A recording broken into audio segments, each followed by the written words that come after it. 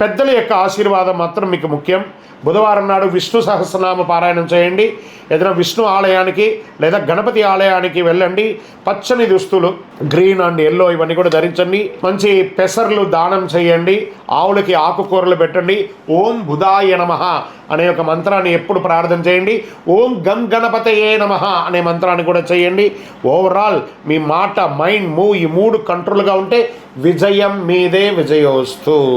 మీ యొక్క వ్యక్తిగత జాతకం తెలుసుకోవాలనుకుంటే మీ పరిసర ప్రాంతాల్లో ఉన్నటువంటి గురువుని సంప్రదించండి. లేదా గురుగారు మీ ద్వారానే మేము జాతకం తెలుసుకోవాలనుకుంటున్నామనంటే మీ పేరు, date of birth, time of birth, place of birth మా యొక్క డిస్ప్లేలో కనబడుతున్నటువంటి నంబర్కి వాట్సాప్ చేయండి, కాల్ చేయండి. మీ అపాయింట్మెంట్ ఫిక్స్ చేసుకోండి. విజయోస్తు.